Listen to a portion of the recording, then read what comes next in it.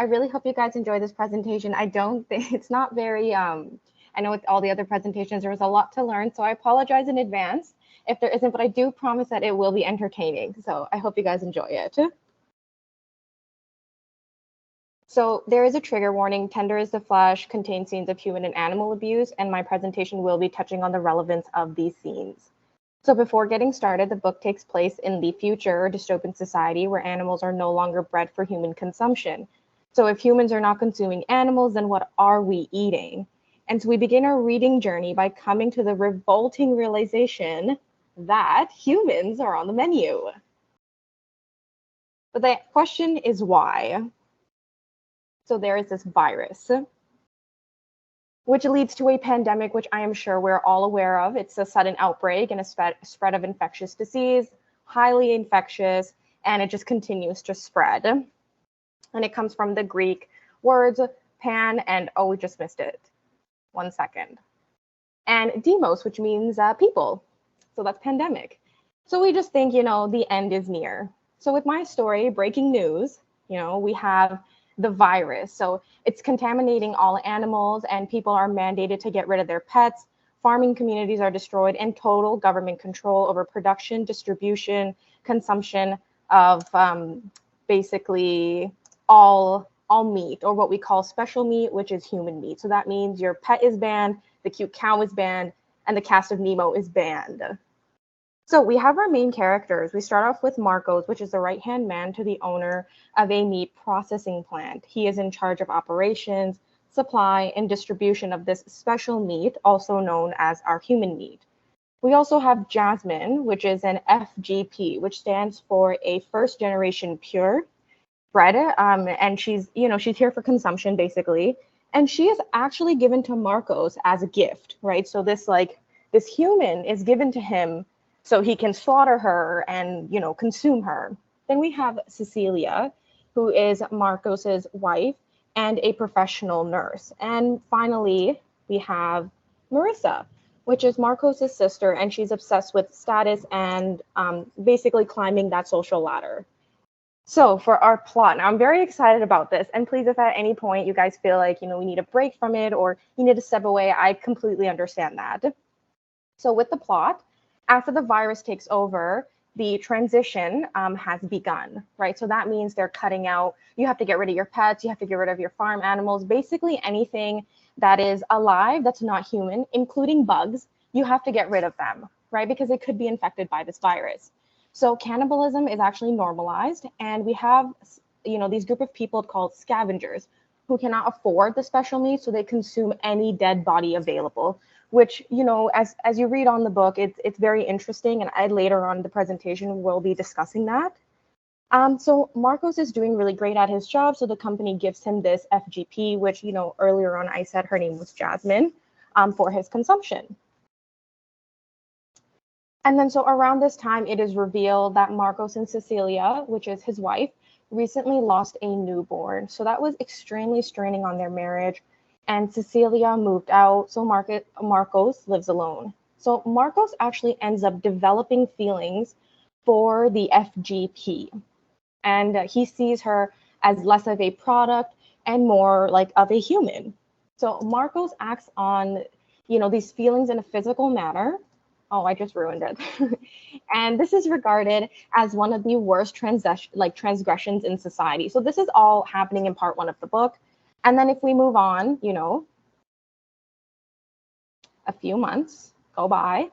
So several months later, then we have, so roughly 8 months later, we learn that Marcos has named the female FGP as Jasmine. So he's actually given her a name. Before, she didn't have a name. In the book, we just refer to her as FGP, but now she has a name. So, you're building this connection with this human who's not really seen as human, which I do think is interesting that it happens later on in the book.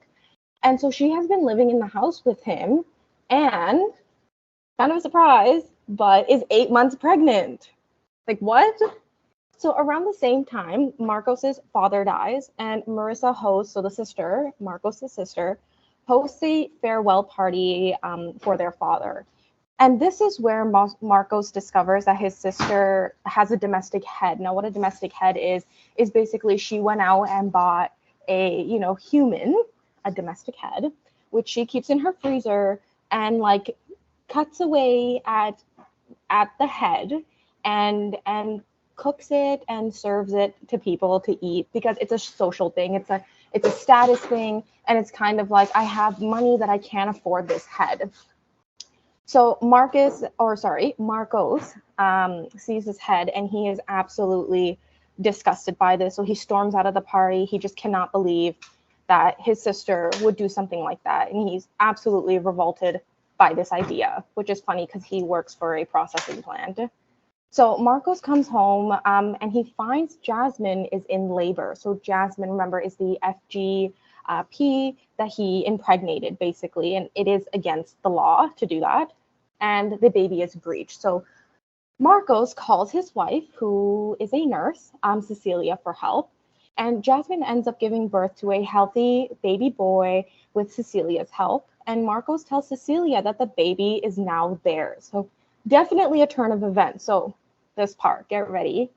Marcos knocks out Jasmine and begins bringing her to the barn to slaughter her. So it's very clear at this point the intentions of Marcos throughout the entire book, which is unfortunate because as the reader, you really start to think that, maybe he saw Jasmine as more than just an animal, a domestic head. Unfortunately, that was not the case.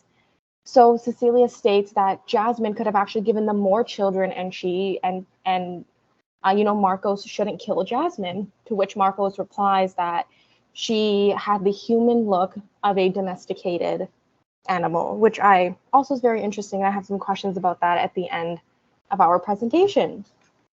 So very, very interesting. Kind of leaves the reader a little shook. So my interpretation and some questions for you guys, and I'll go back to, these questions, is that if we were to replace humans in this book with any animal we consume, does that change our view on meat consumption? Why or why not? So again, I'll come back to this, and you guys feel free to share your answers. I would love to hear what you guys think. And the book hints at how the government can claim anything to be quotation good, and we blindly believe it, right? Without really thinking twice. I mean, I'm not, I guess I won't bring my political views into this, but we have seen that with coronavirus. There were definitely some questionable things that happened. We may not all agree, and that's totally fine, but I just think that book hinting at that was definitely interesting. Another thing I noticed was Marcos was disgusted by his sister's actions, yet he impregnated an FGP, So like it shows the hypocrisy of his actions. It almost goes to show that with humans, you never really know what their intentions are, which if you're looking at it from a very, what do I want to say? Like kind of from a very dark perspective, we can definitely from this book we can totally see that.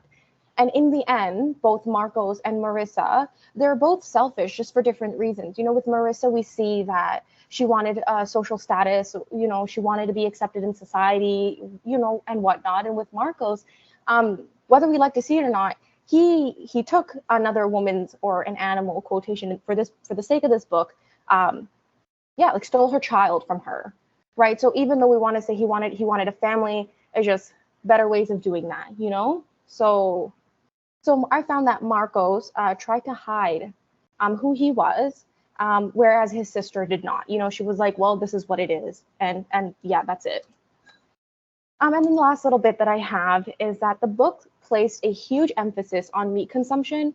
And I personally don't agree with it. I found that if we were to live in a society where that happened, I don't think we would result to consuming meat of humans, just because there are so many other alternatives that I feel like it would just be an absolute last resort. And the scavengers eating dead bodies, I'm just thinking about it, and I loved Emily's presentation right before this, where she talked about the dangers to our human body. You can't eat dead meat and just be like, oh yeah, I'm doing great. There were definitely some holes in the book. And are we really that desperate, for me? Do we, if we were to live in a society, would we really turn to cannibalism?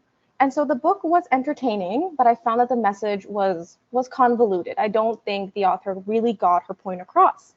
So that is all for my presentation. And I hope you guys enjoyed it and found it entertaining. So yeah, thank you. Pretty interesting. Thank you very much for that, Fair. Thank you. That's definitely interesting. Can I just try to recapitulate and make sure I understood the synopsis? Yes, of course. Okay, so it's something like it's like quote a normal society as we know it, and then it turns Mm-hmm. dystopian with the virus, and they get rid of animals for both farm production and pets, and then they replace it with like lower class humans as the meat production. Is that correct? Yeah, so it starts off that way, and then later on, like humans are actually bred specifically for consumption. So their vocal cords are ripped out, they can't communicate, and so they're human, but they act like animals would. They're kept in I had a cages. So, hmm Yeah, I that was one thing I was definitely wondering about, like language and writing. Like you'd obviously have to strip them from those things, right? Because you have to create a way to discriminate against them and turn them into animals. Ripping out the yeah. vocal cords is definitely like, yeah, they definitely thought it through, I guess.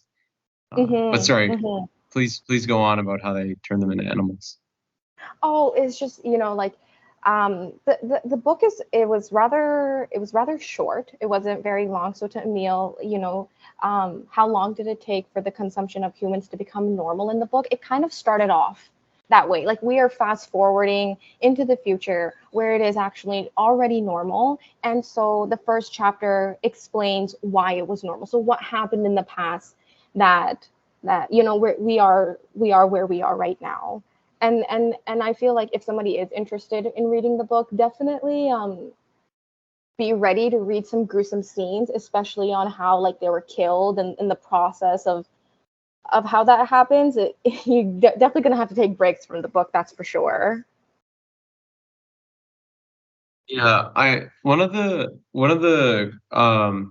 so one of the things I commented was it's kind of weird to consider the attitudes humans have towards eating certain kinds of meat, right? Like uh, in the West, we're very repulsed, and in most societies, I believe, we're very repulsed to the idea of eating humans. But there's been many cultures historically and even to date which do consume humans, as part of like a death tradition, right? Like Mm-hmm. honoring the dead involves eating them.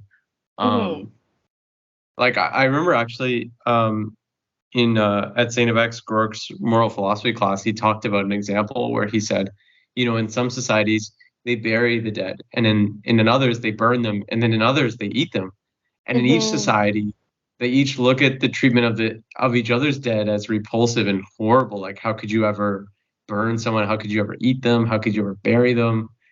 And then underlying Absolutely. all of those things is respect for the dead. Yeah. And then he argues for moral universals. But what I'm trying to say here is it's weird to consider our attitudes of repulsiveness. Obviously, like you can get viruses transmitted. Like I was trying to think of the name. I can't remember it, but it has a kuma kuma or something name of a neurological disorder. Has anyone ever heard of this? It happened in I don't know, maybe Guinea or something like that. A group of people used to eat people after they died. Is anyone familiar with this neurological disease? It's very Oh ruthless. Like my. the disease Yeah. onsets very fast. You experience a lot of like motor issues, and then Yeah. you die. Like yeah, hmm it happens pretty quickly. But um, right. So yeah, attitudes towards eating certain humans, and also the attitude of eating like pets. So do you want to speak hmm on that a little bit? Maybe like how weird those attitudes we have are, especially Just the one with like pets and like the way we treat pets versus yeah. like how we treat our pets when they're alive. Yeah, like we treat our pets as if like they are another class of animal, and like anyone who suggests like I personally really want to try dog, right? Just because like it's so tabooed, but it's like for no good reason. Well, I mean like hmm anthropologically you can see a reason, which is just that like they use them as I don't know these like tools, and then you treat animals serving different functions differently. Um, hmm hmm Yeah, absolutely. yeah, I, so I find that it's also kind of the same if you were to suggest the idea of like horse meat to somebody. They're kind of like, what? Like, I would never. And it's very mhm, interesting that you bring up consuming in different cultures, like consuming those who have passed, because in ancient Aztec history, that was a part of their culture. Like, you would sacrifice someone in different part in throughout the year during the different seasons to actually help with their crop growth, specifically corn. And so part of their tradition was sacrificing a woman and then eating her to please the gods, and then you would use her blood to water crops in ancient Aztec history, which is interesting, so to think that at some point that did exist, and as a society, especially if we're looking at Western society, we've kind of moved away from that. So I do find that very interesting. I'm glad we're past the point of literal human sacrifice. That's so gruesome. Yeah, that's really intense. Yeah. I feel like we sometimes maybe sacrifice people in a figurative way, but like literal sacrifice, like okay. Oh, also, another time I can think of cannibalism, like it's happened definitely in famine. It's definitely happened. Okay, so the difference between upfront and discreet evil. I appreciate that you brought up this theme, and it's always nice to be reminded, like, which is worse, like Marcos, whatever his intentions was with Jasmine, or his sister having a literal head that she eats. Like which is worse, right? Like it's hard to tell. Absolutely. I don't know. I kind of like the upfront one more personally, and I think most people like, because at least there's honesty. Yes, exactly. And I think, like, just in the book, it was very strange because as the reader, it seemed like Marcos really cared for Jasmine. He would like check in on her and care for her and whatnot, but at the same time, he would keep her restrained in her room. She wasn't allowed to leave, or anything like that. I mean, okay, because like she didn't understand the world. She grew up in a cage her whole life. She couldn't communicate. She was branded, so people, if she was wandering, people would know that she was not, or she was, bred for consumption. So it was just kind of interesting seeing that. I feel like now knowing the ending, if I go back and read the book, I'd be like, yeah, well, some of these things, like he never had the right intentions with Jasmine to begin with. Yeah, it reminds me a lot of like a slave master impregnating or just raping like slaves, right? Like it's so tabooed, but then it's like, what do you do with the child? Because in some places, like I learned maybe a month ago that in Jamaica, if you had a child with a slave, well, the slave just was like this. The child was no longer a slave, but then in other societies, the child still was a slave. Mm-hmm.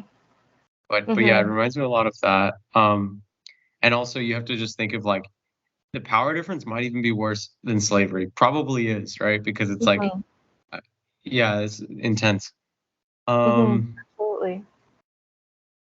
Okay.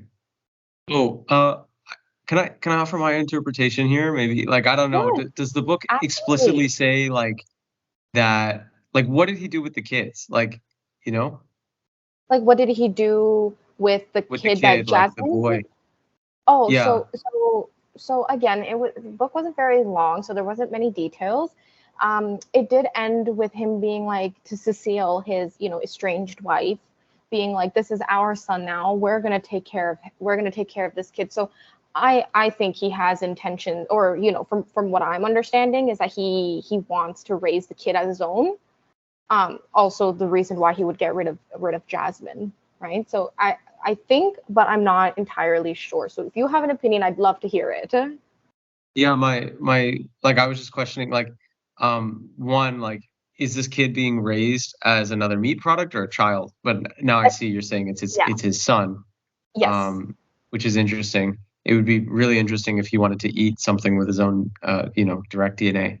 Yeah, But exactly. no, to me, like I wonder, like, did he actually fall in love with this girl and stuff like that? And then, caught up in the moment, he realized it's like, well, I could just fix this problem, and so he did a viable solution in his society, which was just kill her and then get it over with, and now you don't have to worry. So Yeah. I wonder, like, yeah, Mhm. sorry. No, go ahead. I'll let you finish your thought. Yeah, I question whether or not he really did have bad intentions all along, or if he Mhm. just screwed up and then he's no, I can't, like this can't, like Mhm. obviously I can't do this, and then he just fixed the problem in a way that he was able to. Like, Yeah. No, I can totally understand that. I feel like a lot of it was like even in the beginning of the book, it was him talking about how he's been experiencing, feelings of depression because he lost his child and his wife doesn't talk to him. And so I think seeing Jasmine pregnant gave him hope, and he was like, maybe I can have the life that I want. And so because he wasn't talking to Cecilia, sorry, I should say, he thought maybe he could have a life with Jasmine. But I think when Cecilia came around and she saw this baby, even though it wasn't hers, it was still a baby, he imagined, or he saw a life with, their child and Cecilia. So he's like, well, why do I need Jasmine? To him, I think he, like, a second option, it was just, I don't know. It's kind of hard to say. Yeah, it's an interesting book. Definitely like carries veganist philosophy with it. Yeah. Okay. I also appreciate that you brought up this theme of evil being passive, right? Like perhaps the more commonplace kind of evil is passive, and people don't even know that they're committing it. They're just following orders. And like, you talk about how, like, you mentioned with the COVID pandemic, it was like whatever authorities say is correct. Doesn't matter. Yeah. We just follow along, and if you don't, you're bad. And again, I'm not trying to put a political orientation here, but it is a dangerous attitude to hold. It's groupthink. And then, of course, I think people do this a lot just in everyday life. Like recently, I was just taking these different modules where I was like learning all of these rules and regulations and laws. And like, I just get really annoyed by people saying, and this is the way things are and should be because this rule says so. It's like, really? Like that's why this should be this way because a rule says so? Like, I don't know. Yes, absolutely. And it's almost like people don't feel the need to challenge it, or it's too much work to challenge it. So it's like, why would I? I'll just leave it as it is. Mm-hmm. Also, Moise, I see your comment. That's pretty funny. I didn't see that until now, but that's really funny. Yeah. Thank you for that. Okay.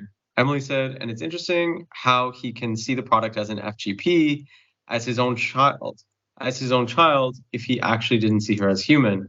I have to head out, but awesome presentation. Fair and Simon. Thank you. I mean, awesome presentation. Your presentation was amazing as well. So thank you so much for sharing that. Yeah. But yeah. Okay. I think it's interesting how, like, in a lot of societies, like if you played a lot of like video games, like dystopian video games or like stories, cannibalism is almost always a feature in it. So maybe unintentionally, that it's pointing towards the fact that humans really, really desperately need meat, even if, obviously we are all disgusted by that fact, but we still, like, people still need that, even on a smaller level. Like in most dystopian movies, that's like the number one concern that anyone has. Like, I don't know if you guys have played The Last of Us, but that's like a big concern for them over there. Yeah, that was a good video game. I enjoyed playing that one. But you were right, and I definitely see your point.